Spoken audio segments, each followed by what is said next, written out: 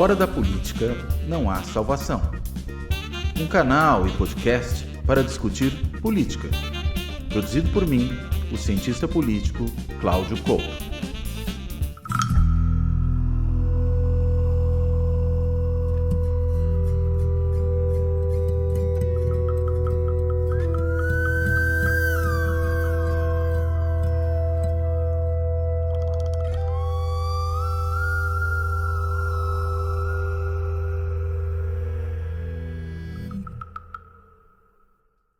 Olá, este Fora da Política Não Há Salvação vai tratar da questão da violência política, em particular da violência política relacionada ao processo eleitoral no Brasil.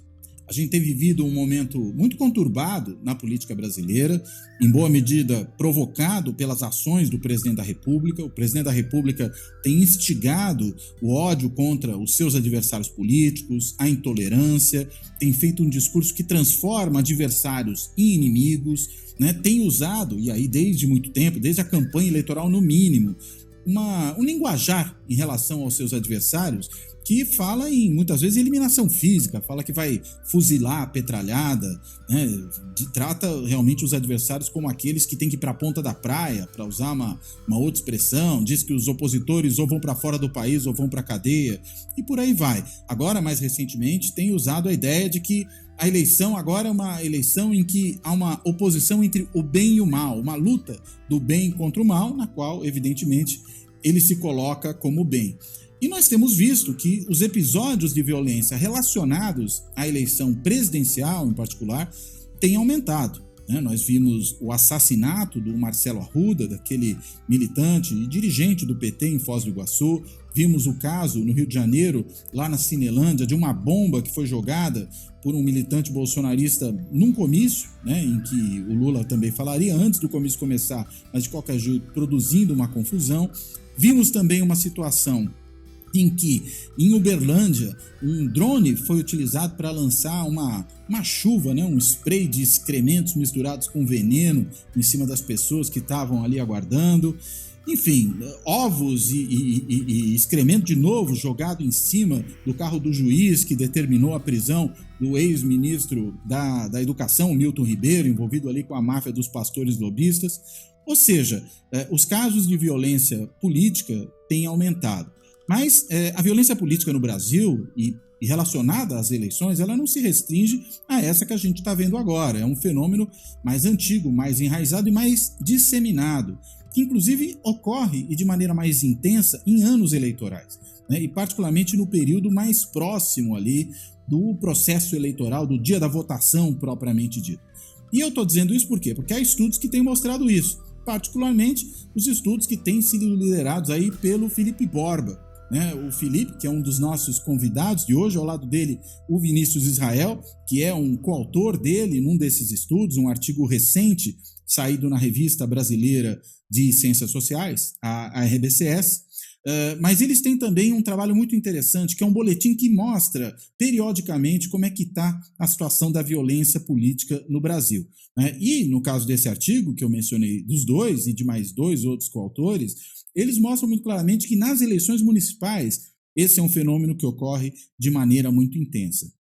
Enfim, eu acho que para a gente poder entender melhor esse cenário, vai ser fundamental conversar com os dois, entender como é que essa pesquisa deles nos ajuda a entender a situação de violência política no Brasil e essa violência política relacionada às eleições. Para fazer uma apresentação um pouco mais exata dos nossos dois convidados de hoje, o Felipe Borba, ele é professor do Departamento de Estudos Políticos da Unirio, que é a Universidade Federal do Rio de Janeiro, não vamos confundir com a UFRJ, que é uma outra federal sediada também no estado do Rio de Janeiro, são duas federais na capital fluminense, ou na antiga capital do país, e ele é ali também coordenador do programa de pós-graduação de mestrado, doutorado em ciência política na Unirio, e ele tem liderado esse trabalho de formulação desse boletim que trata da violência eleitoral, da violência política relacionada a eleições no Brasil, produzido ali na Unirio, o próprio boletim. E E o Vinícius Israel também é professor da Unirio, só que do Departamento de Métodos Quantitativos. Ele é matemático, é sociólogo, tem trabalhado também nessa pesquisa e é também professor do programa de pós-graduação em Ciência Política.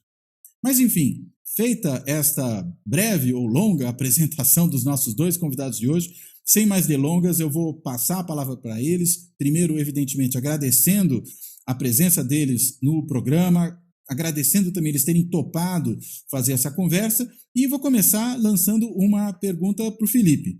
Felipe, por favor, fala um pouco para a gente, o que esse fenômeno que tem assustado tanta gente agora, olhando para o que ocorre no plano nacional, dessa violência política associada às eleições, o que esse fenômeno, na realidade, é no Brasil, né? Ele não é um fenômeno novo, ele está muito mais espalhado. Você pode falar um pouquinho do que a pesquisa que vocês têm desenvolvido mostra a respeito disso? Por favor. Oi, Cláudio. Primeiro, é um prazer ter sido convidado, poder participar do seu programa, desse bate-papo aqui, do que eu costumo sempre escutar e recomendar para as pessoas. A morte da Marielle foi um evento muito chocante no país. Você seguramente recorda, e todos nós recordamos a brutalidade do que aconteceu no começo de 2018. A Marielle, uma vereadora do PSOL que tinha um perfil muito combativo. Muito próximo da morte da Marielle, houve também atentados contra a caravana do presidente Lula. No momento, ele era pré-candidato. Em 2018, antes dele ser preso e ser proibido de participar das eleições, e esses episódios de violência, então, foram chamando a minha atenção. E eu decidi, então, que gostaria de começar a mapear um pouco esses casos de violência no Brasil. Então, a partir de 2019, principalmente, eu fui desenvolvendo uma metodologia de monitorar esses casos de violência a partir do noticiário da imprensa. Eu vou começar falando um pouquinho da metodologia, que eu acho que é interessante. Como é que a gente coleta, então, esses dados? A partir do alerta do Google, um mecanismo, serviço que o Google nos oferece. Nós cadastramos palavras-chave e, semanalmente, o Google manda um relatório de todas as notícias que saíram, no Brasil com aquelas palavras. Então, nós temos mais de quase 60 palavras-chave, como, por exemplo, vereador morto, vereador assassinado, vereador ameaçado, atentado, deputado federal, enfim, é um conjunto gigantesco de palavras-chave que os nossos bolsistas de iniciação científica têm o trabalho de fazer esse monitoramento semanal para a gente desde 2019. E também, pela relevância da pesquisa, a gente decidiu que esses dados deveriam ser publicizados assim que nós fôssemos coletando esses dados. Então, a cada 3 meses, nós publicamos o Boletim da Violência Política e Eleitoral. E, conceitualmente, Cláudio, violência política e violência eleitoral são duas coisas muito parecidas, mas são diferentes. A literatura trata a violência eleitoral como um subconjunto da violência política, um tipo específico de violência, que ela se caracteriza por 2 questões básicas, eu gosto de enfatizar. Um é o objetivo e o outro é o momento em que ela ocorre. Ou seja, a violência eleitoral ela tem como objetivo influenciar o processo eleitoral. E ela ocorre, claro, dentro da ideia de ciclo eleitoral, ou seja, ali no momento da campanha, no dia da eleição, no momento pós-eleitoral, ou seja, essa violência ela vai evoluindo conforme essas diferentes etapas do ciclo eleitoral. E o que a gente conseguiu mapear durante o ciclo das eleições municipais de 2020 foi muito claro. Essa violência ela vai aumentando conforme se aproxima o dia da eleição. Principalmente nesses 3 meses anteriores à data do primeiro turno. Esse é um momento crítico, da violência política / eleitoral no Brasil e em várias outras partes do mundo também. Então, nesse boletim especificamente, o que a gente monitora é a violência contra lideranças políticas. Esse é o nosso grande foco. Ou seja, nós pegamos a violência que ela ocorre contra políticos que estão no exercício do mandato, vereadores, deputados, governadores, ex-políticos, né, políticos que ocuparam um mandato eletivo e no momento da violência não ocupam mais, candidatos, né, aí é uma categoria que começa agora, né, porque ainda não temos oficialmente candidatos no Brasil, só depois das convenções, e ex-candidatos, principalmente líderes políticos que ocupam cargos na administração pública, um secretário, um ministro. Né? Então, esse é o nosso foco, né? Essa é a nossa metodologia de trabalho. Só uma pergunta, Felipe, quando vocês pegam esse pessoal que ocupa lugar na administração pública, eu vi até essa categoria lá no boletim, no último que vocês editaram, não são servidores de carreira, mas são aqueles que ocupam postos de confiança política, particularmente esses aí de liderança política em nível de secretaria, de ministério. Exato. Ele pode até ser um servidor, Cláudio, desde que ele seja nomeado para ocupar um cargo político. Perfeito. Né? Correto? Então, é comum ver episódios de violência, por exemplo, contra secretários de obras, né? Secretários de infraestrutura. Não é algo, de certa forma, corriqueiro na política brasileira. Né? Então, assim, lógico que um servidor que está fazendo uma função burocrática sem nenhuma função política, essa é uma categoria que a gente não investiga. Tá? Então, todos esses episódios que você mencionou no começo, né, contra o ato na Cinelândia, em Uberlândia, eu acrescentaria também o que aconteceu com o Freixo, né, ainda que seja um cargo, o Freixo esteja disputando um cargo estadual, né, mas ali você tem, de um lado, um bolsonarista, né, e de outro, uma pessoa de esquerda. Então, ali também a gente pode incluir aí dentro desse rol do que vem acontecendo, essa temperatura que vem subindo no Brasil e, como os dados mostram, tende a aumentar, principalmente agora a partir de agosto. Né? Em julho são feitas as convenções partidárias, os partidos oficializam seus candidatos, e em agosto a campanha está na rua, os candidatos estão na rua. Né? O Marcelo Freixo está falando daquele episódio da Tijuca, né? Em que ele está andando com seus apoiadores ali pela rua, vem aquele Rodrigo Amorim, que é o deputado estadual lá que quebrou a placa da Marielle, com uma tropa enfim, parecia de milicianos, como o pessoal falou ali, de uns homens corpulentos e que exibiram armas para intimidar os outros, né, que estavam se manifestando eleitoralmente ali. Né? Exatamente, é sobre esse episódio mesmo que eu estou comentando, e assim, a tendência, né, é que esses episódios comecem a proliferar, né, conforme a campanha avance e fique cada vez mais, o cenário fique mais indefinido ainda politicamente. Né? Então, esse eu acho que é o desafio que a gente vai ter nos próximos 2 meses e meio, 3 meses, né, tendo um segundo turno no Brasil.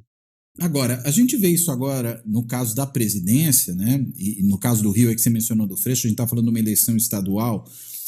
Tem alguma diferença de padrão entre essa violência que a gente nota agora na disputa nacional e essa que a gente verifica, por exemplo, em eleições em nível local? O que você nota de diferente? Olha, Cláudio, eu noto uma diferença básica. Primeiro, que o grosso da violência ela atinge, alcança políticos com atuação local. Vereadores, prefeitos, vice-prefeitos, secretários municipais. Essas são as principais vítimas da violência política no Brasil. E eu identifico 2 grandes motivações da violência política no Brasil. Uma motivação de natureza econômica e uma violência de natureza ideológica. E às vezes se combinam, mas nem sempre. Essa violência de natureza econômica ela está muito centrada na lógica da disputa pelo poder, pelo controle da política local, pelo controle do território. Né? Vamos pensar assim, por exemplo, Cláudio, um município que tenha 50 mil eleitores, né? Um pouco mais, 100 mil. A prefeitura ela acaba sendo o principal agente econômico daquele município. Ela é quem mais emprega, ela é quem contrata serviços, é quem oferece serviços, ela que tem o controle do zoneamento urbano e uma série de outras questões. Ou seja, controlar esse poder local é ter um controle sobre a economia daquela localidade. Então, isso que eu mais vejo E é o que se repete também em outros países aqui da América Latina, como, por exemplo, Colômbia e México. A literatura da Colômbia e México também vai mostrar que a violência política hoje em dia é de natureza local, tem muito a ver com crime organizado, milícia, tráfico de drogas, jogo do bicho, disputa por terra, coisas do tipo. A violência ideológica, aí ela tem uma motivação um pouco diferente, que é essa um pouco que esses episódios de violência que você citou no começo do papo, eu entendo muito mais como uma motivação ideológica do que uma motivação por controle de território. Então, aí sim ela tem uma atuação um pouco mais estadual e nacional. Essa que eu vejo seria a grande diferença entre esses dois tipos de violência. Eu acredito que a violência local do pequeno município ela é basicamente uma violência por motivação econômica. Enquanto que o que tem acontecido no Brasil, aconteceu em Foz do Iguaçu, aconteceu na campanha do Lula, aqui com o Freixo, eu já entendo tendo uma motivação mais ideológica por trás. Interessante. Vinícius, uma coisa interessante que dá para notar tanto, né, do boletim como também no artigo de vocês é a seguinte: quando a gente olha os números gerais, vê, por exemplo, que tem muito mais homem, muito mais branco, muito mais gente de ensino superior sendo vitimado por essa violência política. E também mais gente de partidos de direita, né? Só que é interessante que vocês mostram ali que, embora, no geral, esses aí têm um número maior, a probabilidade de ser atingido enquadra a gente de outro perfil, né? Por exemplo, pessoas negras têm mais chance de serem vitimadas do que pessoas brancas. Você pode falar um pouco de como é que, digamos, lendo além do valor de face dos números, a gente percebe essa probabilidade? Por favor, Vinícius. Claro. Primeiro, eu queria agradecer, né, o convite. Estou tendo a oportunidade de falar agora, né? Então, legal estar aqui batendo esse papo. E dizer que nessa pesquisa, né, eu tenho contribuído muito com a análise quantitativa dos dados, né, fazendo modelos matemáticos, modelos estatísticos, fazendo sempre esse diálogo entre a metodologia e a teoria, né? E é interessante, né, olhar esses dados agora, porque o Felipe trouxe duas coisas importantes, né, que é a questão da proximidade para essas eleições, né, municipais, né, o efeito da proximidade. São duas proximidades, né? A proximidade que o cara no interior tem com os candidatos, né? A proximidade física e a proximidade do pleito, né? Então a gente está chegando, né? A gente teve vários casos recentemente no Brasil, que você já falou, mas a gente ainda não está chegando no pico, né? Dos casos de violência política, que é interessante, né? Porque os dados estão dizendo que vai piorar.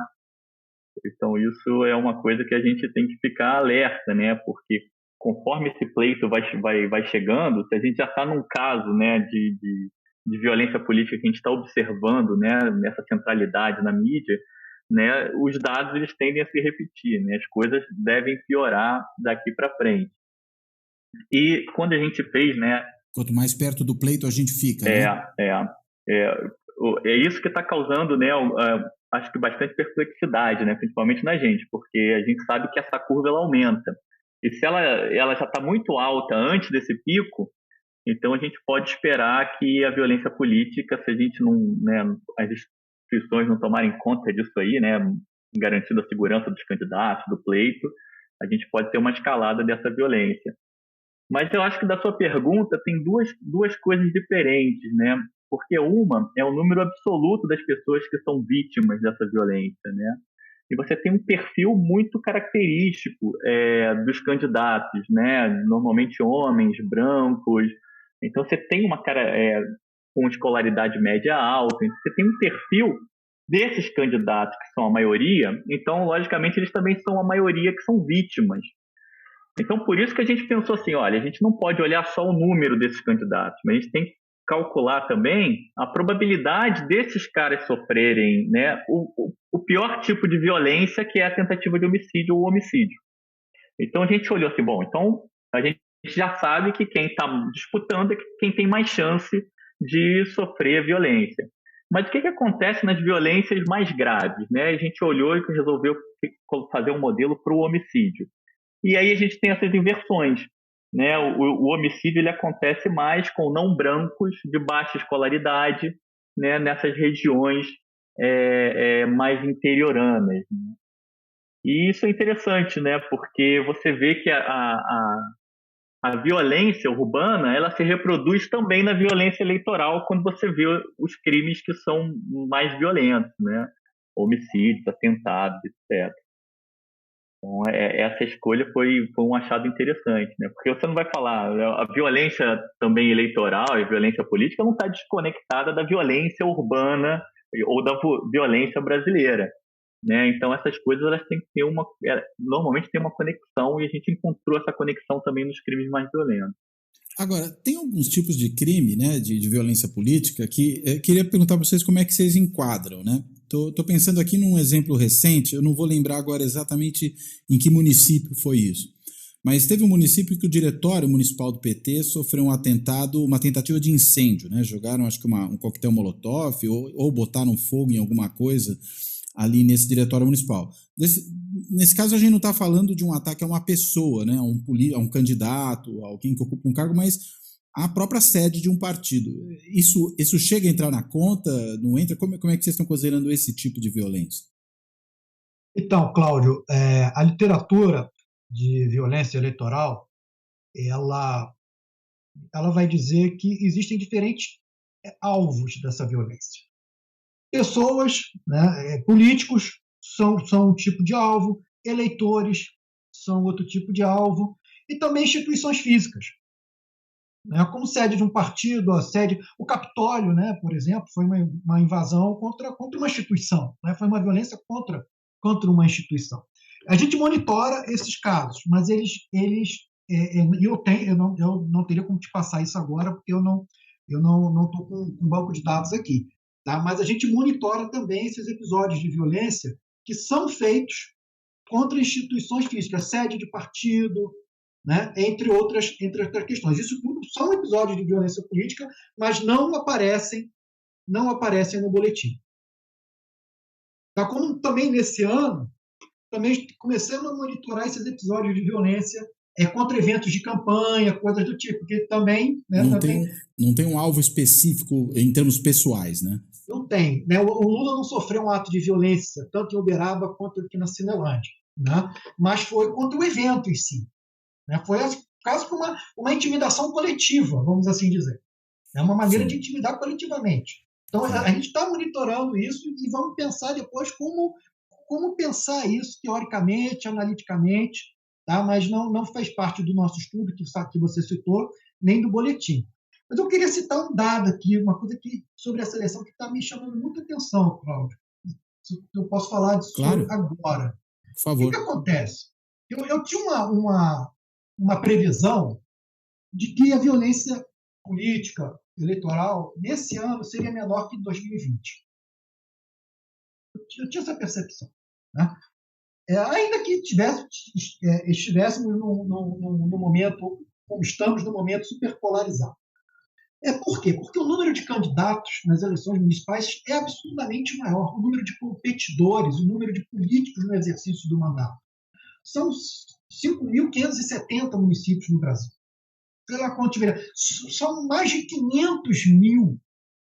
Foram mais de 500 mil candidatos a vereador em 2020. Esse número não vai chegar à metade agora, se somarmos deputado federal, estadual, senador. Então, eu tinha uma impressão que se diminui o número de competidores, se diminui o número de políticos no cargo, logicamente a violência vai diminuir. Ela vai seguir a mesma curva, né? Vai ascender conforme se aproxima o dia da eleição, mas vai ser numa intensidade menor. Mas os dados do boletim mostram outra realidade. A violência nesses 2 primeiros trimestres ela está maior do que nos 2 primeiros trimestres de 2020.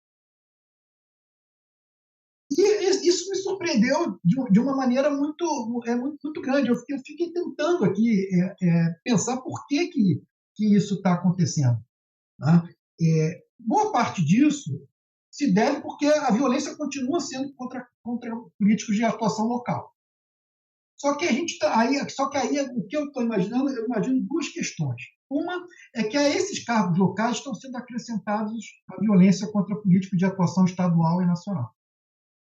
correto? Então, acho que isso pode ser uma explicação. Aí a violência nos diferentes níveis da federação estão juntas agora, o que não no ciclo municipal, não. Mas, desculpa, só aproveitar e fazer uma ilustração, né? O Marcelo Arruda, que foi assassinado lá em Foz do Iguaçu, ele tinha sido candidato a vice-prefeito e a vereador, né? E era um dirigente do diretório municipal do partido. Então, sim, de alguma forma, é um pouco essa superposição, né? No nosso banco de dados, ele entra como político de atuação local. Exato. Por exemplo, né? Mas, ao mesmo tempo, a gente vê crescer muito nesse ano, e como você bem citou também na abertura, um discurso de intolerância e de ódio político muito grande. E, sem dúvida alguma, está contaminando essa polarização política no Brasil. Porque polarização, Cláudio, sempre existiu no Brasil. Todas as eleições são polarizadas. Dificilmente você não vai ter uma eleição polarizada. Foi assim, Lula e Collor. Depois, durante, né, aquela polarização que eu digo, foi a polarização dentro das 4 linhas da Constituição, entre PT e PSDB, né, que havia uma tensão no ar, né, havia conflito, mas que estava dentro das 4 linhas da Constituição. Terminada a eleição, né, um parabenizava o outro e pronto. O Lula aceitou as derrotas para o Fernando Henrique, Serra e Alckmin aceitaram as derrotas do PT, e já começa um pouco diferente ali com a Aécio, né? O Aécio já começa a ser o ponto de inflexão dessa intolerância, na minha avaliação. E em 2018 e agora em 2022, que aí sim você vê um discurso muito saliente, né? Vamos fuzilar a petralhada, o discurso do bem contra o mal, né? Tudo aquilo que você citou. Então, eu acho que são esses 2 temperos aí nessa eleição, né? Uma continuidade da violência local, né? De natureza econômica, como eu citei, misturada a uma violência nacional, ideológica, que está radicalizando, vamos assim dizer, os ânimos, né, da população e dos políticos também. Agora, Vinícius, dá para aferir essa sobreposição de que maneira aí no estudo que vocês estão fazendo? Como é que, por exemplo, esse caso, né, que até o Felipe falou, que ele entra na conta como político de atuação municipal, mas a gente sabe, evidentemente, que ele não foi morto pelo ser o líder municipal do PT, mas pela associação que o assassino fez à disputa nacional, tanto que ele chegou lá gritando, aqui é Bolsonaro, que é o presidente da República. Né? Como é que você resolve esse tipo de área cinzenta, vamos dizer assim? Não, é interessante esse problema, né? Porque tem uma questão que ela está no centro aí dessas preocupações metodológicas que a gente tem, né? Porque o que a gente quer separar é o que é comum a esses eleitorais em termos de violência, né? Que acontecem por esses traços de gênero, de classe social, de candidato. Então, você tem a grande dificuldade é entender aquilo que é comum, entender aquilo que é comum nesses pleitos eleitorais e tentar compreender o que é singular de cada um deles. Então, o que é singular em cada um desses pleitos, né, que é essas diferenças de ser municipal para federal, você tem questões regionais, você tem questão do crime organizado, por exemplo, no Rio de Janeiro, que recentemente tem apoiado candidatos de partidos. Então, esse é um desafio, você tentar separar o que está, né, sendo recorrente nas eleições, em termos, né, de violência a esses candidatos, né, ou a partidos. Né, então, a gente está falando aqui que essa eleição é uma eleição atípica no discurso violento dos candidatos, né, ou de um lado dos candidatos. Né. Então, esse discurso ele é singular. Eu não me lembro de ter eleições onde um candidato fosse tão explicitamente violento com o outro em outras eleições. Então, isso é uma característica que tende a aumentar essa violência, não só para os candidatos, mas para toda a estrutura partidária que é envolvida ali naqueles grupos de esquerda e direita. Então, isso é um desafio, criar modelos que vão captar essas diferenças, né? Pegar o que é o sinal, o que se repete, o que é singular, né? E a gente está nesse desafio aí, né, Felipe? Não é uma tarefa fácil, não. E quando você fala, Vinícius, de um candidato com discurso tão violento, você está pensando no Bolsonaro, particularmente, né? Ou nos mini-Bolsonaros espalhados por aí, que, vamos dizer, dão eco, né, ao discurso. No seu grupo, né? Sim. Entendi. Felipe? antes de eu ouvir, a gente até tem discursos violentos, né, de governos, né, dizendo que vão atacar a violência, né, urbana de tal maneira, mas a particularidade é esse nível de violência para o adversário. Sim. Não é só como política pública de, vamos dizer, bandido bom é bandido morto, né? Mas é adversário bom é adversário morto. Ela começa a mudar de sentido, né? Ganha um outro direcionamento agora, né? Ela não está na proposta de governo que se faz, ou na proposta de atuação parlamentar que se faz, mas ela está na própria maneira de fazer campanha e de se referir aos opositores, né? Esse é o ponto. E isso, Cláudio, que você comentou, tem duas questões que são super interessantes, tá? Hoje, os promotores do Paraná deram uma entrevista coletiva e esclareceram que você não pode classificar o episódio de Foz do Iguaçu como um crime político, porque crime político só existe contra a democracia ou contra o Estado. Não sei se você viu essa entrevista coletiva, que foi dada agora há pouco, antes da gente começar a gravar, né? Começar a gravar, né? Então, assim, isso é surreal, né? É surreal. E não existe, pegar a lei das ineligibilidades, não existe, pelo menos eu desconheço, né, também não sou especialista assim, em direito eleitoral, né, deveria ter algo que tornasse inelegível candidatos que propagassem discurso do ódio. Assim como já estão querendo fazer com fake news, né? Sim. Algo que está começando com fake news, mas acho que o discurso do ódio, o discurso da intolerância também não podem ser tolerados. Sim. Não existe nem no Código Penal algo que classifique matar uma pessoa como um crime político, apesar de toda a conotação política que todo mundo observou. A pessoa entra gritando, mito, Bolsonaro, né? Nitidamente é um crime de ódio, um crime de natureza política, mas que não pode ser classificado assim porque só se prevê crime político contra o Estado, né, ou contra a democracia. Então, também são coisas que a gente precisa avançar enquanto democracia. Sim. Né? A gente precisa avançar como democracia. É que não tem o tipo penal, né? Até a delegada falou isso, e acho que a fala dos promotores deve ir na mesma direção. Que a nova lei, né, de atentado contra o Estado Democrático de Direito, que revogou a Lei de Segurança Nacional, ela não prevê crimes políticos que, por exemplo, atinjam pessoas, partidos, ela não prevê isso como crime político. O interessante, só um detalhe, né, é que a lei aprovada no Congresso previa, só que o Bolsonaro vetou todos os pontos que ou poderiam caracterizar como crime de ódio, como crime político, melhor dizendo, o discurso de ódio, por exemplo, né, ou que poderiam caracterizar como crime político, por exemplo, atentados contra um partido político. Né? Isso estava lá, nos dispositivos aprovados no Congresso, mas foram vetados pelo Bolsonaro e até agora, pelo menos, esse veto não foi revisto. Ou seja, parece que o Bolsonaro, vamos dizer, sabia mais ou menos o que não seria conveniente para ele, né, dentro dessa nova legislação. Né? Cláudio, assim, esse discurso da intolerância, esse discurso do ódio, ele tem me chamado muita atenção. Tá? Por quê? Eu vejo nitidamente dois discursos caminhando juntos e que podem se encontrar no futuro próximo. Um é esse discurso da intolerância ao adversário, esse discurso do ódio. O outro é o discurso da fraude eleitoral. É o discurso que tenta deslegitimar o processo eleitoral brasileiro, principalmente em relação à urna eletrônica.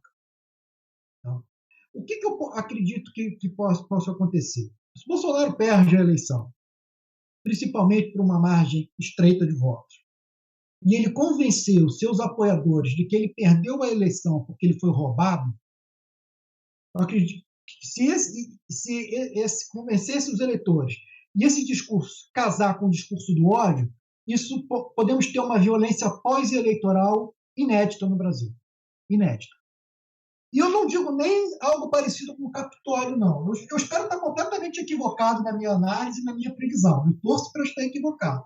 Mas o Capitólio foi uma manifestação violenta pós-eleitoral, mas que foi direcionada às instituições eleitorais norte-americanas. Eu não me lembro, não me recordo de ter visto violência de republicanos contra democratas, por exemplo. Por exemplo, atacar a sede do Partido Democrata. Ou violência de rua mesmo, né, de partidários se atacando ou algo do tipo, né, depois das eleições. Foi uma violência muito mais direcionada às instituições. Aqui no Brasil, a gente corre o risco de ter uma violência direcionada às instituições, TSE, STF, esse é um discurso que existe, mas também um discurso contra os apoiadores do candidato que vier a ser eleito, que se Bolsonaro perder a eleição, será para o presidente Lula. Eu não vejo uma terceira via tendo chance de prosperar e ir para um segundo turno ou vencer a eleição do primeiro turno contra o presidente Bolsonaro. Então, nesse caso, qual é o meu temor? O meu temor não é que aconteça um Capitólio no Brasil. O meu temor é que aconteça a Bolívia 2019. Quando a OEA veio a público dizendo que a eleição boliviana tinha sido fraudada e a violência de rua se alastrou pelo país com inúmeras mortes. Lembra disso? Né? O Evo teve que se refugiar no México, assumiu, né? Aí houve um golpe de Estado, não me recordo agora o nome da política que assumiu, né? Mas foi uma violência pós-eleitoral. Isso. Que combinou ódio ao adversário e ódio às instituições eleitorais. Né? O Brasil está muito mais próximo da Bolívia do que está próximo do que aconteceu nos Estados Unidos. Né? Então, assim, eu até queria agora apresentar uma segunda pesquisa que a gente fez, né? Que é sobre fraude eleitoral, confiança nas instituições e violência com candidatos, algo que a gente ainda não divulgou. Aí o Vinícius apresenta aqui os principais números nessa pesquisa, né? Só vou citar o que a gente fez. Nós, depois das eleições de 2020, nós enviamos questionários para todos os candidatos a vereador, prefeito e vice-prefeito de 2020, fazendo perguntas sobre a confiança no processo eleitoral e sobre violência política. Os números mostram isso. Quer dizer, essa baixa confiança na urna eletrônica que o Datafolha mede e outros institutos medem entre os eleitores, ela é mais alta ainda entre os candidatos. Ela é mais alta. Os candidatos confiam menos na urna eletrônica, menos no sistema eleitoral do que os eleitores brasileiros. Então, esse risco que eu estou te falando, né, é um risco real, porque assim, a quantidade de fake news que circula no YouTube, que circula no Twitter, isso tudo já está mapeado. Aqui a FGV, aqui do Rio de Janeiro, mapeia isso muito bem. Né? Wilson Montes, com um grupo de pesquisa dele na Bahia, né, mostrando, né, como que se alastra nesse mundo digital, né, com pouca regulamentação, né, essa campanha de desinformação em relação ao sistema eletrônico, e como o nosso presidente é o principal porta-voz, como fez agora, há pouco tempo, quando convocou os embaixadores de diversos países para minar o sistema eleitoral brasileiro. É a primeira vez que um presidente convoca embaixadores para falar mal do próprio país. Então, acho que isso é o cenário, né, que está mapeando aí, tá? A teoria que nos está guiando, né, que a gente usa da questão da percepção, da integridade eleitoral, algo que aqui Panoros fala muito, e como quando a percepção é de que o jogo não foi limpo, a consequência da violência ela é muito maior. Aliás, se me permite só complementar um ponto em relação a isso que foi dito, é interessante, né?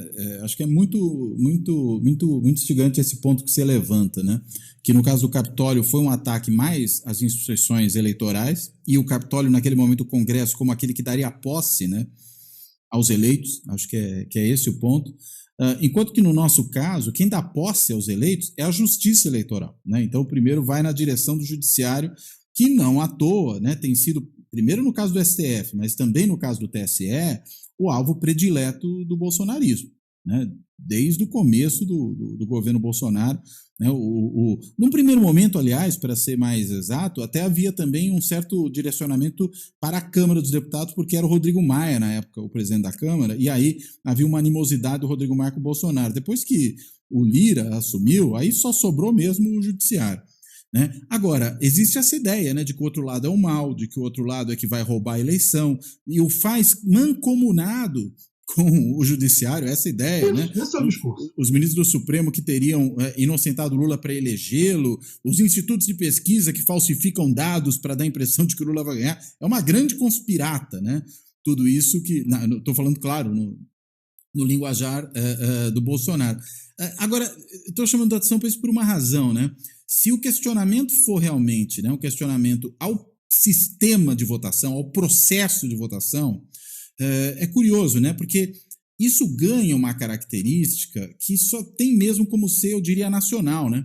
Porque você está questionando o próprio sistema nacional de votação. Claro, se a gente tivesse num país como os Estados Unidos, que cada estado tem o seu método de votação, tem as suas regras de como se dão os votos, né? Até o condado, às vezes, vai ter uma característica própria. Aí tudo bem, você pode ter uma questão local, mas qualquer outro país do mundo, né, que o processo de votação segue regras nacionais, e o nosso caso, né, particularmente, só dá para ser nacional. É diferente de uma briga de, vamos dizer, em nível local, e que alguém, na época do voto de papel, particularmente, que alguém questionaria que houve uma fraude na apuração dos votos naquele município. Com a urna eletrônica, até isso é difícil de questionar no nível local. Agora, quando você questiona o coração do sistema, que é o que o atual governo está fazendo, você nacionaliza, né, essa disputa. E aí você nacionaliza também essa violência, né? Mas, Vinícius, o Felipe tinha mencionado aí que você ia mostrar uns números aí para a gente, ia falar de uns números para a gente entender isso, por favor. Tá bom. Bem emendando o que você falou, né? Você tem uma ideia, a gente perguntou, né, para os candidatos a prefeito, vice-prefeito e vereador do último pleito, se ele confia na justiça eleitoral. 12% falaram que não confiam, não tem nenhuma confiança na justiça eleitoral, e 36% falaram que tem pouca confiança. Então, só quem falou que tem muita confiança foi 47%. Né? Teve um grupo que não respondeu, não soube informar. Então, se você perguntar para os candidatos que responderam, só para ter esse número, nós tivemos 1.238 respostas de candidatos de prefeito e vice e 8.418 respostas de candidatos a vereador na última eleição. Então, é um número considerável, né, de candidatos que responderam a pergunta. E, assim, é impressionante. Você pergunta assim, você confia na urna eletrônica? 22% falaram que não tem nenhuma confiança na urna eletrônica. Né? E 29% falaram que tem pouca confiança. Então, esses caras são pessoas que, né, se submeteram à eleição e submeteram à urna eletrônica. Então, eu acho que é um panorama um pouco, né, desses respondentes. Quanto a o que eles acreditam, né? Aí você tem perguntas do tipo: você é a favor ou contra o voto impresso? 61% é a favor do voto impresso, né? O comprovante de voto impresso. Então a gente está nesse cenário, né? E tem um número que eu acho interessante, né? Porque a gente perguntou se tem fraude na eleição. Se eles veem fraude na eleição para prefeito. 67% falaram que tem algum tipo de fraude. Então, desses candidatos, a gente tem esse número, né, eu acho bem grande do cara falar que tem algum tipo de fraude na eleição que ele participou. É claro que esses dados a gente está analisando eles agora. Essa semana eu fiquei, né, debruçado neles, até mesmo pelo movimento das coisas no país, né, de violência política. Aí a gente acelerou essas análises de dados. Mas chama muita atenção essa falta de confiança, né, no sistema eleitoral para esses caras que responderam. Então, Vinícius, só pegando esse gancho que você falou, né, imagino que você talvez ainda não tenha, por exemplo, certos cruzamentos aí. Eu fiquei pensando enquanto você falava, poxa, será que candidatos a vereador e a vice-prefeito e a prefeito em municípios menores, digamos, nos rincões, ou como o pessoal às vezes chama, nos grotões do Brasil, são mais propensos, né, a acreditar nessas teorias da conspiração sobre urna eletrônica e tudo mais, ou será que isso também ocorre nos grandes centros? Vocês ainda não tiveram tempo de conseguir verificar isso, né? Ou tiveram? Não, Cláudio. Não, ainda não. Ainda não cruzei as variáveis. Bem pesadinhos, são legais. Porque eu fiquei pensando, né? Falei, será que até os candidatos a prefeito das grandes capitais pensam assim, das grandes cidades, nas que tem segundo turno, né? Mas, enfim, vamos aguardar a pesquisa, né? Fica para um segundo convite aqui, que a gente vem com o maior prazer, porque a gente precisa juntar dois núcleos de dados. É que eu não resisti. Você falou desses dados, eu falei, eu fiquei pensando em hipóteses de cruzamento, possibilidades de cruzamento aqui, do que seria interessante fazer, né? E aí pensei nisso, né? Aliás, uma coisa interessante... A gente vai cruzar também, desculpa, a gente vai cruzar também interesse de saber, né, o posicionamento político ideológico do cara frente ao que ele acredita na urna. Então, a gente tem a pergunta lá, onde você se coloca, né, de direita, de centro-esquerda.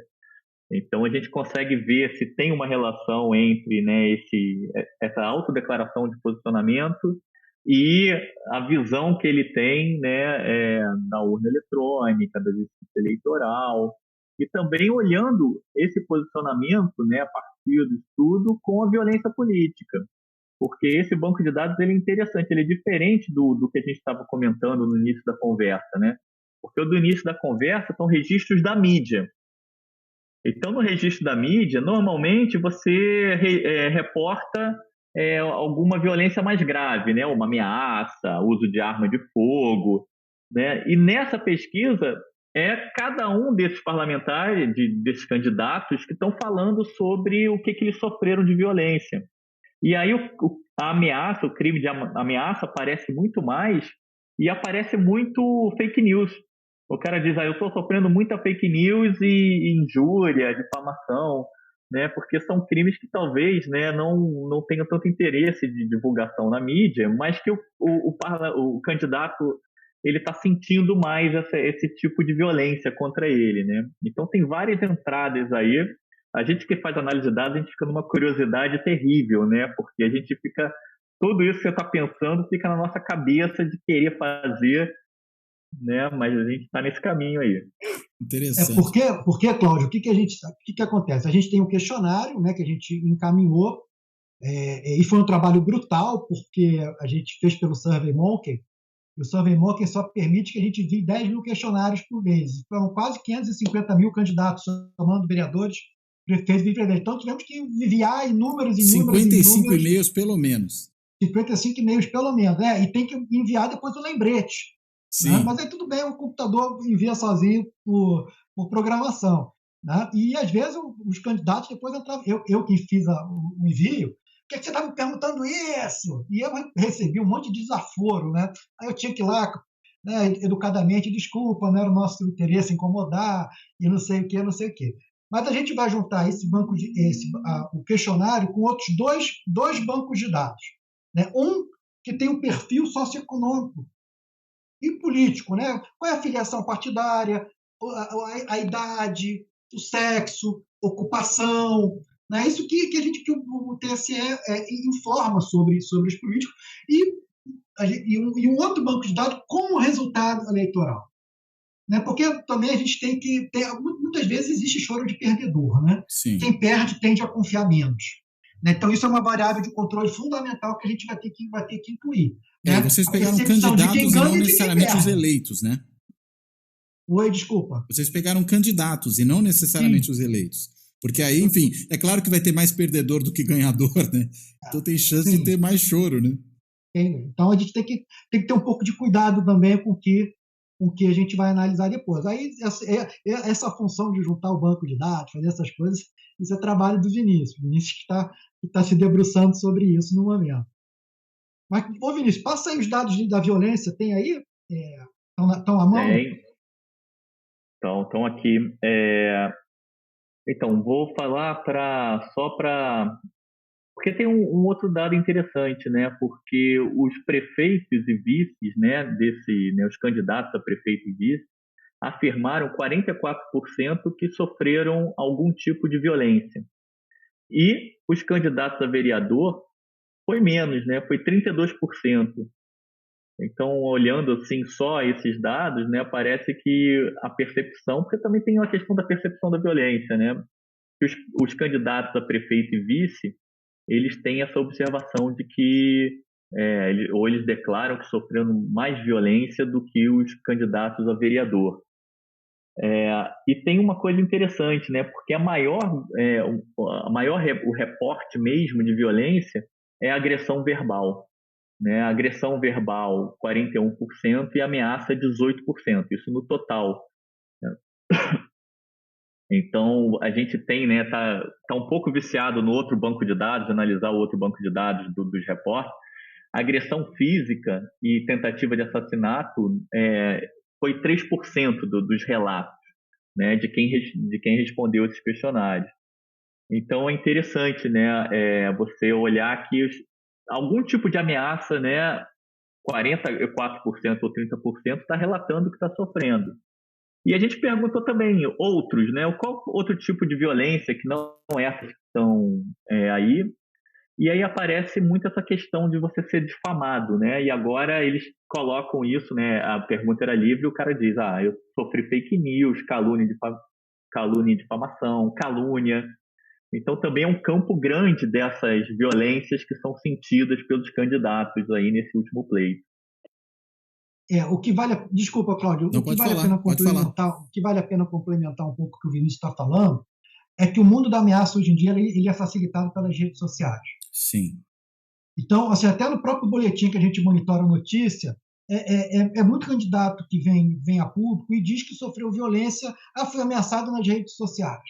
Né? Então, tem duas questões aí. O primeiro é que a gente também não sabe se essa ameaça é crível ou não. Né? O candidato pode estar se fazendo de vítima por alguma estratégia eleitoral, estou sendo ameaçado para ganhar uma mídia ou coisa do tipo. A gente também não investiga se essa ameaça ela é crível ou não.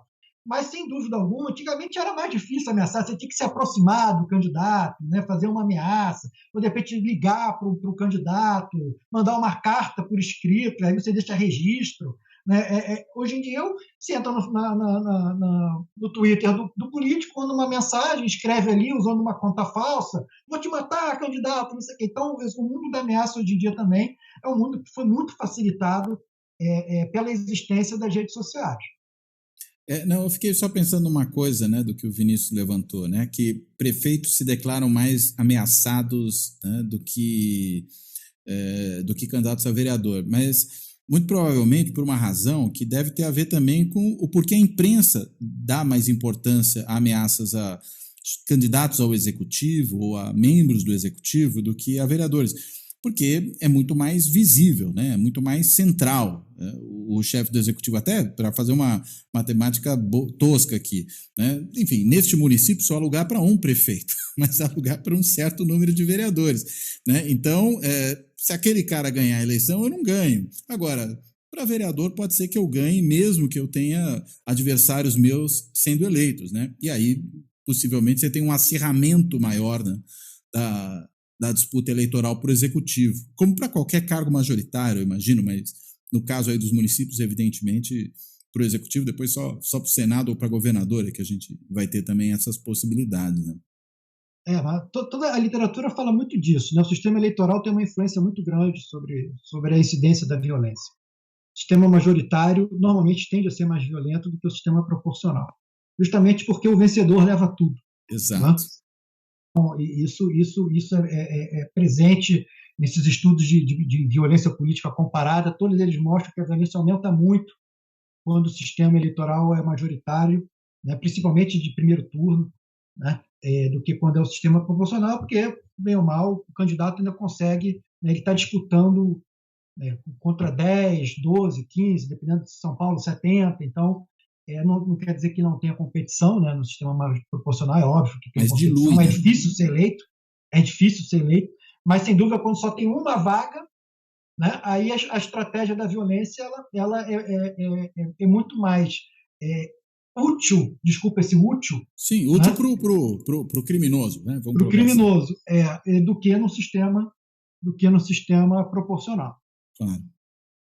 A cidade é muito pequena para nós dois, né? Para usar uma frase feita de filme cafona, né? Que é um pouco isso mesmo, né? Não dá para ter 2 prefeitos, né? Agora dá para ter, 7 vereadores, 9 vereadores. E aí tem muito mais solução. Aliás, um dado também que vocês mostram interessante na pesquisa, e isso era esperado, né? Como despenca, né, a violência do primeiro para o segundo turno, né? Imagino que isso aconteça, enfim, quando vocês estão levantando dados nos municípios, porque a vasta maioria dos municípios sequer tem segundo turno, né? São só os que têm 200 mil eleitores para cima. Então, vamos dizer, se encerra o jogo ali. Né? Não tem mais muito por que ter, pelo menos essa violência pré-eleitoral, né? Porque tem a violência pós-eleitoral, que vocês mostram que em certos países, inclusive, a literatura tem mostrado isso, é até mais comum, né? Quando justamente não se aceitam os resultados das urnas. Só que aí é interessante um dado que vocês mostram na discussão que vocês fazem no artigo, que esse questionamento pós-eleitoral, em cima da não aceitação dos resultados, mais frequentemente provém da oposição derrotada, né? Porque o governo, vamos dizer, tem ali está encastelado, consegue impedir que a oposição chegue ao poder, né? E aí, consequentemente, a oposição se revolta contra isso e parte para a violência. Sem entrar no mérito da disputa, mas algo como na Bolívia, né? O Evo Morales foi reeleito, a oposição não aceita, vai para o pau, né? Parece que no Brasil a gente está vivendo, ironicamente, uma situação oposta, né? Daí o presidente ir difamar o sistema eleitoral e o processo eleitoral brasileiro perante a comunidade diplomática, né? Porque, no fim, a gente tem um presidente, um incumbente com menos chance de se reeleger, e aí ele questiona o processo eleitoral porque o candidato da oposição tem chance de ganhar. É engozado, né? Porque é uma situação um pouco fora do padrão mais comum, né? Essa que a gente vive, que incita a violência no nível nacional. Mas hoje em dia já não é mais tão incomum assim. O Trump foi a mesma coisa, né? Aonde? O Trump. Sim, verdade. Verdade, o Trump foi mesmo. É um pouco dessa direita populista. É um pouco dessa direita populista que vem ascendendo mundialmente, né? Assim, um outro caso que se cita muito foi a eleição do Quênia de 2007. Foi uma violência pós-eleitoral brutal, né? Morreram inúmeras pessoas perderam suas residências, destruição de propriedade e tudo mais. E é um pouco que eu falei aqui, na nossa conversa um tempo atrás. Eu acho que o risco que a gente tem é justamente de ter uma violência pós-eleitoral inédita no Brasil. Por isso que eu falei inédito. Porque de não aceitação do resultado, diminui, né? Em contestação do resultado do nosso presidente, né? Que ele que tem feito o discurso. Acho que se o Lula perde a eleição, não corremos esse risco, né? Mas Bolsonaro perdendo a eleição, eu espero mais uma vez aqui, está errado das minhas previsões, mas o risco que nós temos de uma violência de rua, né? E violência de rua, estilo Bolívia, não sei se na magnitude da Bolívia, né? Mas pelo menos alguns eventos, tumultos que possam vir a ocorrer, ela é muito grande. É um episódio histórico brasileiro que talvez não tem, claro, a gente não está falando de eleição, mas é interessante que, digamos, um dano infligido ao chefe de governo, chefe de Estado, produziu violência de rua, foi o suicídio do Getúlio, né? Depois que o Getúlio se mata, a população que simpatizava com ele foi para a rua, saiu quebrando, tacaram a sede da UDN, enfim, várias coisas desse tipo aconteceram, né? Lá nesse período também teve, quando a UDN perdeu a eleição para o Juscelino e não aceitou o resultado eleitoral, porque o Juscelino acho que teve 35% dos votos. Eu acho. E o general Lott teve que intervir, né, a campanha da legalidade, aquela coisa toda. Então, assim, as coisas também não são tão novas assim no Brasil. Mas de 89 para cá é inédito. Né? Claro. Desde que nós retomamos a democratização, né? E aí isso seria inédito. Eu não me recordo, seja em nível local, estadual, nacional, uma violência pós-eleitoral.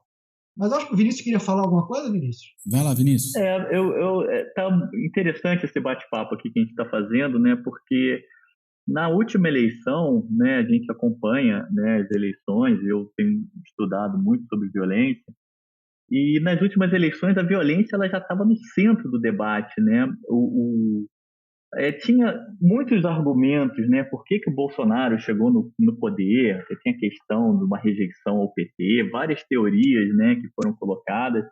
Mas eu acho que na última eleição para presidente, a gente não levou muito a sério a centralidade da violência no último pleito, né? Porque a gente tem essa dicotomia, né, de que a punição é para o outro, a morte é para o outro, o assassinato é para o outro. E esse grupo, né, que o Bolsonaro vem, é um grupo belicoso que sempre teve esse discurso de bandido morto, bandido, né, o bandido bom, bandido morto. Só que ele consegue incorporar no outro o candidato, né, o candidato opositor. E eu acho interessante porque na última eleição, do meu ponto de vista, pensar aquele pleito é colocar a questão da violência no centro do debate, né? Porque, para começar, o símbolo do candidato era uma arma. Eu acho que nunca vi o símbolo, né? O símbolo, né? O fator simbólico lá que a mão de revólver, a sua né? candidatura é a arma. Sim. É o revólver. o discurso belicoso, né, o discurso de combate ao crime, né, ou como a corrupção, ou como o crime do dia a dia, o crime urbano, a violência, estava no centro do debate do Bolsonaro, né? Então você ouve assim, vai ter um mar de sangue, mas vai acabar a violência. Esses discursos aparecem, né? E é muito interessante, 4 anos depois, a gente está colocando a violência no centro do debate, né? Sem nenhum pudor de falar assim, olha, a violência está aqui. Ou a gente vai ter uma violência eleitoral, ou a violência na forma de um golpe que vai acontecer, ou pode acontecer, ou na tentativa do golpe. Mas agora a gente perdeu o medo de falar que o centro do debate está na violência e nas suas formas de violência. Né? Porque se ele está, né, direcionando um golpe de Estado, é claro que a violência é o cerne, né, de como ele vai fazer isso e do debate do que é possível. Né? Então é muito interessante a gente ter esses 4 anos e lá atrás, né, nos congressos que a gente participa, eu estou estudando violência e estou falando assim, esse discurso de ódio, esse discurso da morte do outro, ele sempre esteve presente, né? Mas agora eu acho que até por esses casos, né, que aconteceram de óbitos mesmo, de morte, de assassinato de pessoas, isso ganha, né, a centralidade que deve ter, né? Não tem como escapar agora. Né? E acho que a gente nunca teve essa reflexão, essa guinada da análise. Sim, a gente nunca teve também o presidente da República encampando esse discurso, né? Porque esse discurso estava espalhado, você vê candidato a deputado, eventualmente candidato a governador ou a prefeito fazendo esse discurso. Agora, quando o presidente da República no cargo assume esse discurso, né, isso ganha uma outra dimensão, né? Ganha. Por exemplo, vou te dar um exemplo, Cláudio. Eu publiquei há pouco tempo também na Insight Inteligência sobre confiança na urna eletrônica. Né? Escrevi com outro colega meu, também membro do Departamento de Métodos Quantitativos da Unirio, que é o Steven Ross, né, sobre quem confia na urna eletrônica. Né? Então, pegamos lá algumas variáveis e aquilo que impactava bastante na confiança na urna eletrônica eram as pessoas confiar no presidente Bolsonaro. Ou seja, quem confiava no Bolsonaro tinha uma tendência a confiar menos na urna eletrônica. Ou seja, as palavras de um presidente importam. Aquilo que um presidente fala, a população escuta. E seus seguidores tendem a incorporar isso em seus comportamentos. É por isso que eu, mais cedo, também defendi que a gente deveria ter algo na nossa legislação eleitoral, nos capítulos destinados à lei das inelegibilidades, e candidatos que fazem discursos de ódio contra seus adversários têm que se tornar inelegíveis. Têm que se tornar inelegíveis, eles não podem continuar a contaminar a democracia da maneira como eles contaminam. Né? Não podem. Né? Então, o que acontece no Brasil hoje em dia é muito grave. Tá? Eu acredito que isso até faz parte de uma estratégia eleitoral, quando ele mobiliza um ódio contra o PT. Né? Eu fiquei racionalizando sobre isso esses últimos dias. Né? Por exemplo, é um discurso muito comum na Índia, o Partido Nacionalista Hindu. Ele faz muito isso. Como os hindus são muito diversos entre eles, tem hindu de casta baixa, hindu de casta alta, ele sabe que os hindus de casta baixa podem ser mobilizados por outros partidos na questão econômica. Então, ele promove um discurso de ódio contra os muçulmanos, porque aí ele consegue manter o grupo hindu unido. Ele encontra um ponto de contato entre os hindus de casta baixa com os hindus de casta alta. É o ódio ao outro. É o ódio ao outro. Então, assim, a coalizão que elegeu o Bolsonaro era uma coalizão muito diversa. Incluía as pessoas defendiam a lei e a ordem, pessoas que defendiam uma pauta de costumes, pessoas que defendiam uma pauta liberal na economia. Né? Porém, acho que o fio condutor de todas essas diferentes grupos era o antipetismo. Sim. Então, quando o Bolsonaro mobiliza esse discurso, ele também tem uma estratégia eleitoral de ver se ele mantém a sua coalizão unida. O problema é que isso pode sair do controle. A grande questão é que isso pode sair do controle. E eu tendo a imaginar que isso vai sair do controle se ele perder a eleição. A questão é saber se é sair do controle mesmo, né? Ou se é um resultado, até em certa medida, estimulado de maneira proposital. Será que não? Então, eu acredito que sim. E desse ponto de vista, quer dizer, não é saiu do controle, era isso mesmo, né? Ah, sim. Mas eu acho que, quando eu digo sair do controle, é que se essa violência ela realmente se espalha, né, e ocorrem mortes de cidadãos, né, eu acho que isso é algo que, para a nossa democracia brasileira, vai ser uma ferida longa para supurar. né? Longo é para se curar. Tá? E, enfim. Não, mas olha só. Você ia falar mais alguma coisa? É que eu achei que você Eu estava. não sei se a gente pode falar agora, se a gente vai continuar nesse bate-papo, mas na pesquisa que a gente fez com os candidatos tem um dado muito interessante também. A gente perguntou para os candidatos a quem eles recorrem quando sofrem violência. Ah, isso é importante.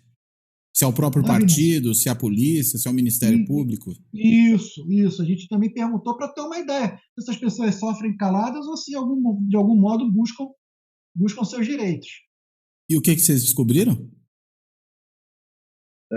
Aqui, deixa eu ver, a maioria, tá aqui, você procurou alguém para denunciar a violência que sofreu? A maioria foi no partido, né? Aqui 1.025 respondentes falaram, não, eu procurei o meu partido.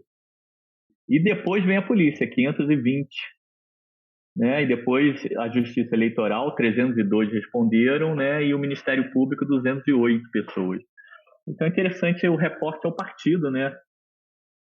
Então tem aqui, ó, né? Talvez também porque o partido tenha mais instrumentos para atuar, né? Um advogado, uma coisa assim, né? E às vezes o próprio candidato não tem, né, esse recurso. Tô só palpitando, tá? Pensando alto aqui. Mas eu acho que é um pouco Qual é a lógica, né, de recorrer ao partido antes de mais nada, né? O partido coloca um advogado para mim. Se eu vou sozinho, vou eu ter que pagar esse advogado. Não, e até mesmo porque a maioria desses reportes, né, desses relatórios são de agressão, né, de ameaça, né? Ameaça e... Então são coisas que agora a gente tem como provar. Você faz um print na tela do seu celular, você tem a prova de que alguém te ameaçou, de que alguém, né, fez uma agressão verbal contra você, ou escrita, né? Então hoje você tem instrumentos. O Felipe estava falando antes, né, que você... antes o cara te ameaçava no corredor, te ameaçava na rua. Hoje você tem como provar de alguma maneira, né, em muitos casos, que o cara fez. Vou te pegar, vou te matar, vou fazer isso. Está lá o print e você guarda isso. Então você tem provas, né? E eu acho que na coisa do partido, desculpa, só mais um dado, né? Você tem a prova, né? Agora, o partido também, quando você apela para ele, você traz o grupo inteiro para você, né? Quando você não está lutando sozinho contra essa violência, contra essa ameaça, mas você está, na realidade, chamando sua turma para te proteger, né? Para fazer uma ação conjunta contra essa violência. E eu acho que isso também é qualitativamente diferente, né? O que é lógico, né? Você lutar contra a violência sozinho é muito mais custoso, exato, é muito mais arriscado, né? Claro. Interessante, eles não. Seria interessante ver se no caso dos que têm mandato, né, sobretudo os vereadores, né? Estou pensando neles, eles não apelam também para a Casa Legislativa, né? Porque aí vocês estão pegando o universo, né? E aí todos os candidatos. Mas talvez aqueles que tenham mandato, isso seria uma coisa interessante de olhar, se a Casa Legislativa também não é um espaço ao qual eles apelam. Porque, de novo, você tem uma estrutura institucional ali que não só pode trazer um grupo maior em defesa daquela pessoa que está sendo ameaçada ou sofrendo violência, e você tem a própria estrutura institucional. De repente, você pode botar a estrutura institucional da Câmara Municipal, por exemplo, a serviço do ameaçado, né? Uma procuradoria da Câmara, algo assim. Eu acredito que isso não apareceu. Apareceu, Vinícius? A gente deu uma opção de outros também. Acho que poucas pessoas recorrem ao próprio legislativo. A gente não ofereceu como opção de resposta, se eu não me engano. Sim. Né? Mas deixamos aberta uma opção das pessoas responderem outros, livremente. Né? Outros isso não apareceu. Eu estou pensando só porque só os que estão no cargo, né, provavelmente recorrem, né? Um cara que foi candidato a vereador não se elegeu, não faz esse apelo, mas o cara que é vereador, essa pessoa pode ter interesse em fazer esse apelo, né? Eu estou pensando nos casos daqueles que pedem, por exemplo, segurança. A gente viu aí deputado ameaçado que pede que a polícia legislativa lhe seja, vamos dizer, franqueada para que ele tenha algum tipo de proteção, né? Estou pensando nesses termos, né? E aí talvez vereadores possam ter um raciocínio um pouco parecido desse ponto de vista. Eu acho pouco provável que câmaras de municípios pequenos tenham uma polícia legislativa, mas de qualquer jeito, certamente a Câmara deve ter um procurador, vai ter alguma estrutura maior para dar guarida àquela pessoa que é ameaçada. E quem tem mandato tem mais facilidade para obter proteção, né? Exato. Né? Então, seria um dado interessante, né? Mas tem um percentual também, Vinícius, qual é? Das pessoas que não procuram ninguém, né? É alto, se eu não me engano. Que sofre sozinho. É a maioria. É a maioria. A maioria sofre sozinha, exatamente. Não procura. É a maioria, mais que o dobro do meu partido, né? 2.976 pessoas relataram que não procurou ninguém. E às vezes também pode ter a situação do cara, vamos supor que o cara inventou, vocês levantaram uma hipótese aí de gente que inventa que sofreu uma ameaça como ferramenta, por exemplo, de autopromoção, de campanha. Se ele leva essa denúncia formalmente à delegacia de polícia, e não é verdade, ele pode ser acusado de denunciação caluniosa, né? Agora, se ele simplesmente fala isso, talvez não tenha maiores consequências legais, né? E acho que todas essas contas passam, né, pela cabeça dos políticos, né? Os realmente ameaçados e os não ameaçados, né? Levar adiante uma mentira também no âmbito formal, né? É mais complicado. Você formalizou aquela mentira. Agora, se você só falou, fica um pouco assim, se você não formalizar, eu não posso fazer nada. Não, tudo bem, mas também não posso fazer nada contra mim, né? Eu acho que, às vezes, essa conta pode ser uma conta interessante, né, na cabeça de algumas figuras. Ou, né, assim como há os que não acreditam na urna eletrônica, pode haver os que não acreditam na polícia, que não acreditam no Ministério Público, que não acreditam que essas instituições possam efetivamente lhes dar proteção. E aí, claro, né, não vou apelar para a polícia se eu acho que a polícia não vai resolver meu problema. Sim, isso até dá para ver, porque a gente tem a pergunta se a pessoa confia na justiça eleitoral, né? Se a pessoa não confia na justiça eleitoral, possivelmente ela vai ter uma baixa confiança nas instituições em geral, né? Pode ser. Não apenas na justiça eleitoral. Vai ter a confiança nas outras instituições também tendem a ser baixas. Né? Tendem a ser baixas. Tudo bem. Gente, acho que essa conversa foi muito interessante e a gente ficou aqui quase um seminário, né? Ficou tendo aqui ideia, pensando perguntas de pesquisa, coisas que podem ser úteis daqui para frente. Eu quero agradecer muito para vocês e devolver a palavra para vocês não só eventualmente fazerem a amarração final, mas se tem algum ponto ainda que a gente deixou de abordar e que vocês acham importante, por favor. Começar, vamos pela ordem, Felipe? Eu adorei esse bate-papo. Né? Nesses bate-papos, a gente muitas vezes vai organizando as ideias. Né? Sim. A gente vai falando, vai organizando as ideias. Né? É um tema que tem me mobilizado muito nos últimos anos. Né? Eu falei que esse artigo que nós publicamos foi o artigo que mais me deu trabalho desde a minha tese. Interessante. Porque foi um processo de coleta de dados brutal, um envolvimento brutal. Então, até justo, eu quero fazer publicamente o agradecimento aos meus bolsistas de iniciação científica, Miguel Carnevale, Pedro Bahia, Robson Nunes, que estão ali na labuta do dia a dia, recebendo os relatórios do Google, montando a planilha, o banco de dados. Aí aparece um caso novo, o que a gente faz? A gente tem que discutir. Por exemplo, e agora o que a gente faz com essas coisas do Freixo, do Lula? Como é que a gente... Aí eu falei, então vamos montar um segundo banco de dados agora só mapeando esses eventos eleitorais. Então, assim, é semanal, é um esforço diário, né? Um esforço diário. Agora, durante as eleições, a gente faz essa coleta de dados diária para manter o mais atualizado possível o banco de dados. E o nome deles, dos seus orientantes de iniciação científica, os seus bolsistas, estão todos ali nos créditos do boletim, né? Sim, e 2 deles assinaram o artigo com a gente, que eu acho justo que quem participa da pesquisa tem que assinar artigo também. Correto. Né? Correto. O Robson entrou no grupo depois desse artigo. Sem mais-valia acadêmica, né? Sim, sem mais-valia acadêmica, exato, sem mais-valia acadêmica. Quem participa da pesquisa e o banco de dados não existiria se eu não fosse por eles. Né? Então, eles merecem todo crédito. Vamos continuar coletando dados até o final desse ano, com certeza. Aí nós vamos ter depois uma análise englobando 2 ciclos eleitorais, o ciclo municipal, o ciclo estadual. Vamos pensar como se articula, né? Como é que se articulam esses 2 ciclos. Né? E se o CNPq e a FAPERJ continuarem a me financiar, eu continuo montando esse banco de dados aí que, né, pelo boletim, já tem mais de 1.200 casos de violência política, mais de 1.200 casos. Né? E é um banco de dados que a gente é público, né? Está lá no repositório, as pessoas podem usar. Eu tenho um certo ciúme deles, mas é um ciúme controlado. Né? O repositório assim, acessa pela internet, depois a gente coloca aqui o endereço para as isso, pessoas poderem o banco ver e de poderem dados está acessar. lá. Está lá tá lá na revista de Revista Brasileira de Ciências Sociais, está lá. No Esse artigo, banco né? agora, desse ciclo novo de 2021-2020, ainda não está disponível, porque a gente está trabalhando, né? Trabalhando o banco, acrescentando as variáveis, né? Mas depois estará. Né? E convido aqui todo mundo que queira participar disso, né? desse esforço de mapear esse problema. Né? Não existe uma democracia brasileira plena, né? Quando os eleitores são ameaçados de manifestarem publicamente em que partido, que candidatos eles vão votar.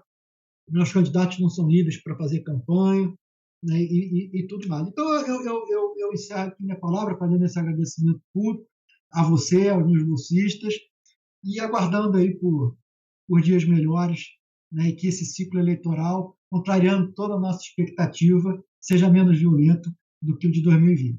Com certeza. Aliás, é muito preocupante mesmo que as pessoas não possam manifestar com segurança as suas preferências políticas. Vi esses dias uma notícia, né, de que, por exemplo, uma orientação que o PT estava dando para os seus militantes é de que só saíssem, vamos dizer, uniformizados em grupo, jamais sozinhos. Né? Se fossem para o comício, não levassem a camisa do partido para vestir no local.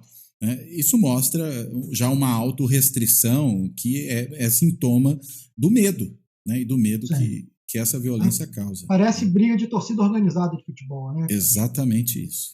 Aquelas coisas que a gente vê na televisão e lamenta. Exato. Vinícius, por favor. Eu também queria, né, terminar agradecendo aí, foi muito legal participar, né, agradecer ao Felipe Borba dessa parceria que a gente tem feito, né, nessa pesquisa, as pesquisas que a gente ainda está produzindo. E, assim, tem um ponto de vista interessante que eu acho que tem um desafio metodológico muito grande nessa pesquisa, né? É um desafio que envolve desde a produção do questionário, de questionários, né, até você conseguir pegar amostras, né, que não são representativas e usar alguma metodologia de amostragem, de bootstrap ou algum outro método, né, que consiga a gente generalizar um pouco mais esses dados além dos respondentes, né? Então, você tem um desafio interessante, né, de que método usar, de que método de amostragem usar, reamostragem, o que a gente vai fazer. E o mais legal é você poder usar a metodologia num diálogo muito próximo com a teoria. Não tem metodologia sem teoria, né, para embasar. Então, eu e o Felipe, a gente conversa sempre para tentar ver o que o modelo está falando, mas o que a gente está lendo, o que são os artigos que estão discutindo. E a gente tem feito essas coisas assim, uma parceria bem, bem legal, e espero, né, que isso dê frutos também, né, para os outros pesquisadores, né, que estão interessados.